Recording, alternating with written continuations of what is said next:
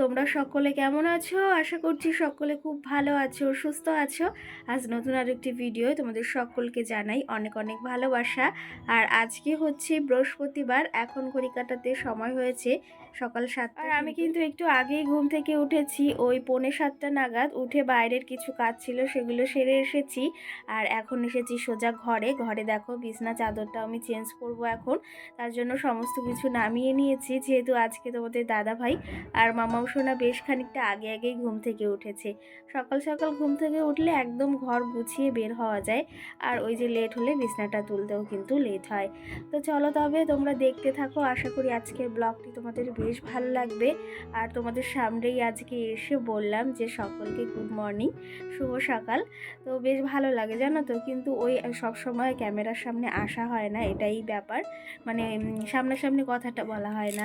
তো এখন থেকে ভেবেছি একটু হলে তোমাদের সঙ্গে সামনাসামনি কথা বলবো।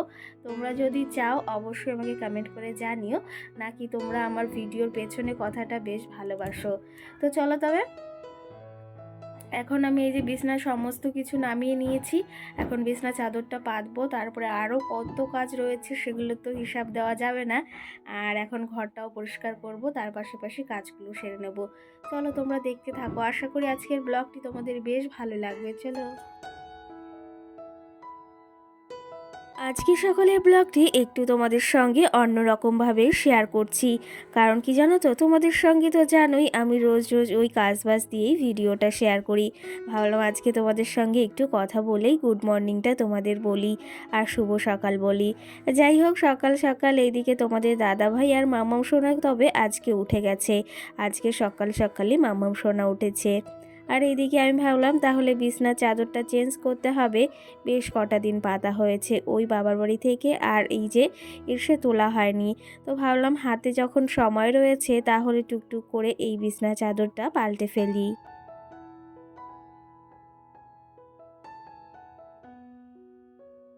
আর কি জানো তো, এইসব কাজ যদি সকালে না করি না, পরে আর একদম ভালো লাগে না। এই কাজগুলো সকালে একদম পরিপাটি করে ঘর থেকে বেরোলে নিজের মনটাও অনেকটা ফ্রেশ অনুভব হয় জানো তো।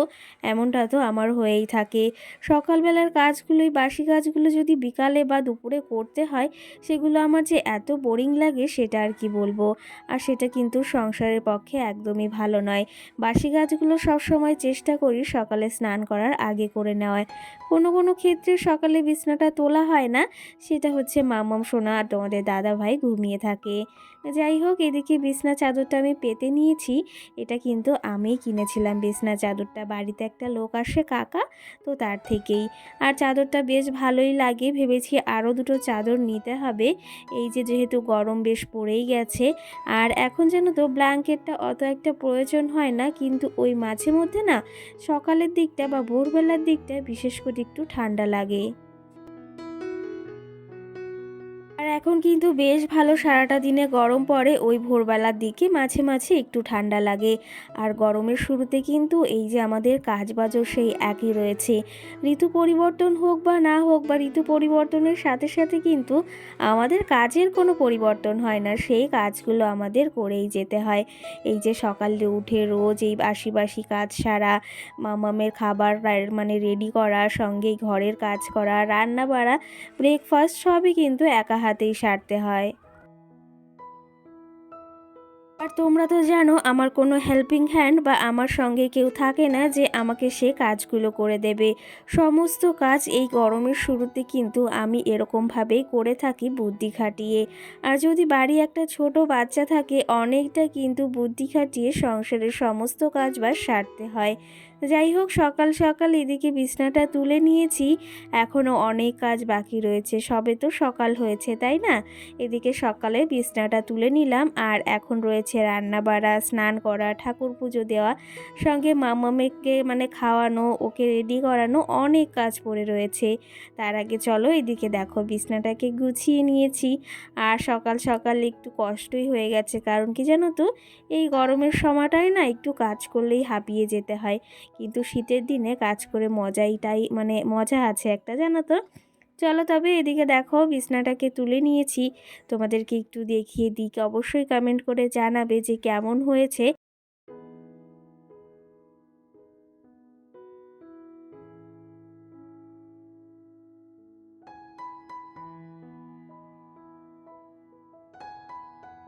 তোমরা কিন্তু অবশ্যই কমেন্ট করে জানিও যে সকাল সকাল বিছনাটার চাদরটা পাল্টেছি আর ঘরটাকে কেমন লাগছে একটু কমেন্ট করে জানিও। কি জানো তো, ঘরটা যদি সকাল সকাল এরকম পরিপাটি সুন্দর করে গুছিয়ে নিতে পারি না, নিজের মনের ভেতরও আলাদা একটা শান্তি অনুভব হয়।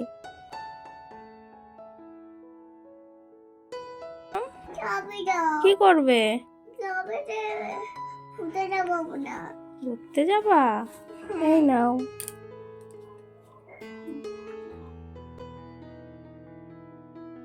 আর ওই যে তোমাদেরকে বললাম তো, মামাম সোনা সকালে ঘুম থেকে উঠে গেছে ওই 6টার সময়। আর সঙ্গে ওর পাপাও কিন্তু আজকে ঘুম থেকে উঠে গেছে সকাল সকাল। আর এইদিকে ভাবলাম তাহলে সমস্ত কাজগুলো টুকটুক করে সেরে ফেলি তোমাদের দাদা ভাই থাকতে থাকতে। না হলে ওকে আবার একটু রাখারও সমস্যা বলতে, ওই যে একা একা এখানে ওখানে চলে যায়, ওর দিকেও কিন্তু খেয়াল রাখতে হয়। চলো তবে তোমাদের দাদা ভাইয়ের সঙ্গেও একটু বেরিয়েছে। আর এদিকে আমি দেখো এই যে জানলাটা খুলে দিলাম, সকাল সকাল মিষ্টি একটা রোদ আসছে কিন্তু এখান দিয়ে।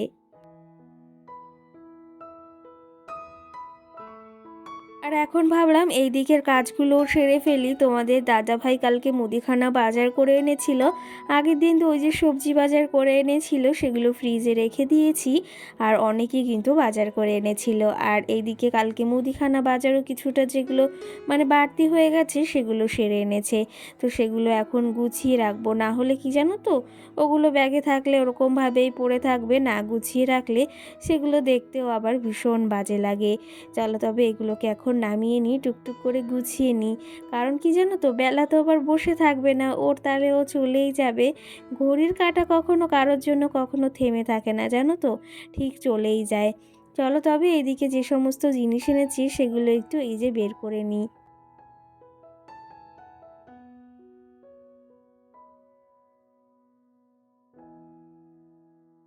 কি জানো তো, এই যে যে টোস্টটা এনেছি এটা কিন্তু আমার মামাম খেতে বিশেষ করে খুবই ভালোবাসে। কারণ কি জানো তো, ও বিস্কিটটা একদমই পছন্দ করে না, আর বিস্কিটটা না খাওয়াই ভালো, তাহলে কিন্তু দাঁতের সমস্যাটা হয়ে যায়।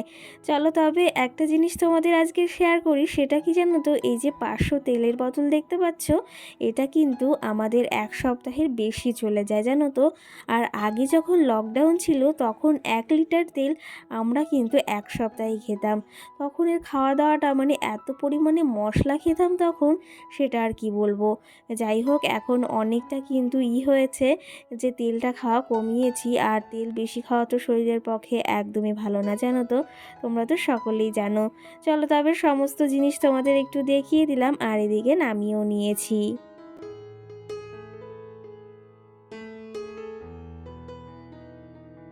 আর চলো এদিকে সমস্ত জিনিস এই যে এই ঝুড়িটায় রেখে দিই, আর মিট কেসের ভেতর এখন রেখে দেব। আর সঙ্গে চলো তোমাদের কিছু কমেন্টের রিপ্লাই দিই। প্রিয়াঙ্কা নামে আমাকে বনু বা দিদিভাই কমেন্ট করেছে, খুব সুন্দর একটি ভিডিও, পরিবারের সবাইকে নিয়ে ভালো থেকো।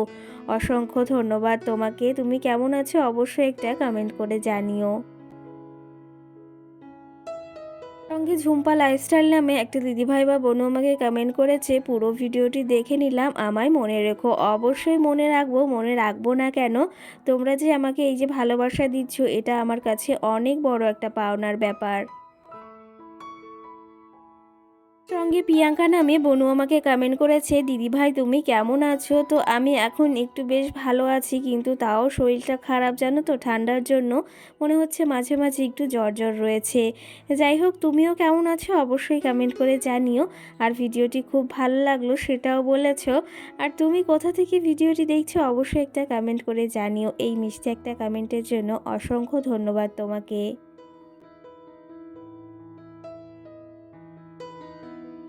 আর এই দেখো, তোমাদের সঙ্গে গল্প করতে করতে ঘরের কাজ কিন্তু আমি নিমেষের ভেতরই সেরে নিলাম।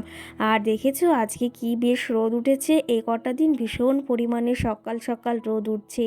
আর ওই যে শীতের দিনটাই কি বলো তো, রোদই উঠতে চায় না। আর সেই কত বেলা হলে রোদ ওঠে, একদম ভালো লাগে না জানো তো। কিন্তু শীতকালে জানো তো, কাজ করে বা কোনো জিনিস করে ভীষণ আরাম।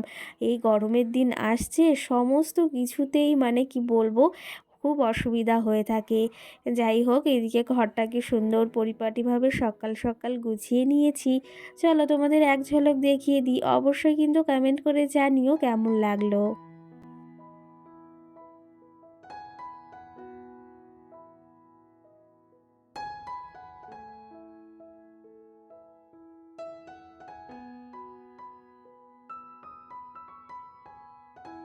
ভিডিওতে জয়া নামে একটা দিদিভাই বা বোনু আমাকে কমেন্ট করেছে, তোমার ভিডিও প্রথম দেখলাম, খুব ভালো লাগলো। অসংখ্য ধন্যবাদ তোমাকে। তুমি কেমন আছো অবশ্যই জানিও। আর প্রথম এই যে আমার ভিডিও দেখার জন্য তোমাকে অসংখ্য অসংখ্য ধন্যবাদ। সঙ্গে মৌমিতা নামে আরেকটা দিদিভাই আমাকে কমেন্ট করেছে, তোমার গলার আওয়াজটা অনেক সুন্দর আর ভিডিওটি খুব ভালো লাগলো, আমি তোমার পাশে আছি। অসংখ্য ধন্যবাদ তোমাকেও যে এই মিষ্টি একটা কমেন্ট করার জন্য। আমার গলার আওয়াজটা যে তোমার বেশ ভালো লেগেছে। যাই হোক, তোমাদের এই মিষ্টি মিষ্টি কমেন্টগুলো ভীষণ ভালো লাগে জানো তো। যখন তোমরা কেউ বলো দিদিভাই তোমার এই জিনিসটা বা এটা ভালো লাগে, খুব ভালো লাগে জানো তো। যাই হোক, এদিকে দেখো আমি এই যে এখন চলে এসেছি রান্নাঘরে। আর রান্নাঘরটাকে এখন একটু মুছে নিচ্ছি। আর আগের দিন এই ভাতটা দেখতে পাচ্ছ, মানে এই ঘরটা, তো তোমরা তো জানোই আমি কিছু কিছু টাকা পয়সা মাঝে মাঝে এই ঘরটাতে জমা করতাম। আগে একটা ছিল, এটা তবে নতুন আনা হয়েছে। তো এটাকে আমি কালকে রাত্রে ওই 11টার দিকে রং করে রেখেছিলাম, ভেবেছি একটু ডিজাইন করব। তো ডিজাইন করলে তোমাদের সঙ্গে তো অবশ্যই শেয়ার করব। যাই হোক, এই দিকে দেখো আমি এখন রান্নাঘর থেকে টুকটুক করে মুছে নেব, তারপরে আরও বাদবাকি কাজ রয়েছে।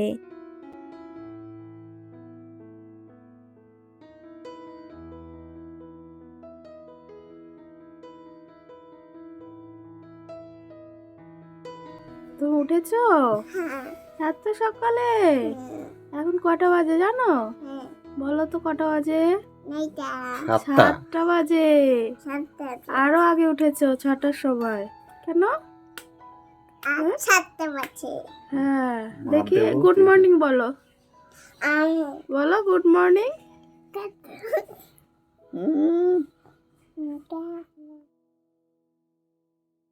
এইদিকে তো দেখেছো মাম্মাম সোনা ঘুম থেকে উঠে গেছে। আর দেখো পাপার সঙ্গে সকালবেলা হলে এরকমটাই করে, একদমই কোল থেকে নামতে চায় না। এই জিনিসটা কি বলবো, আমার সঙ্গে থাকলে অতটা কোলে উঠতে চায় না, বা কোথাও গেলেও কিন্তু হেঁটে হেঁটে যায়, কিন্তু পাপার কাছে আবদারটা একটু বেশিই থাকে মেয়েদের। যাই হোক, আরেকটা দিদিভাই বা বোনু আমাকে কমেন্ট করেছে, তোমার ভিডিও আমি রোজ দেখি আর তোমার প্রত্যেকটা ভিডিও দেখি, অসংখ্য ধন্যবাদ জানাই তোমাকে। ওদের সঙ্গে গল্প করতে করতে ওইদিকে সংসারের সকালে সমস্ত কাজ সারা হয়ে গেছে। এখন ঠাকুর পুজোটা দিয়ে নেব। আর মাম্মাম সোনা দেখো এখানে এসেছে। ঠাকুর পুজো দেওয়ার সময় বেশিরভাগ সময় কিন্তু মাম্মাম সোনা আমার কোলে থাকে। আর ঠাকুরের যে প্রসাদটা হয় না, সেটা খেতে বিশেষ করে খুবই ভালোবাসে ও। আর ওই জিনিসটা হলে দেখো চুপ করে বসে বসে খাচ্ছে। আর আমি চেষ্টা করি রোজ সকালে ওকে একটু ঠাকুরের কাছে আনার। আর আমি যখন পুজো করি তখন যেন আমার কাছেও থাকে।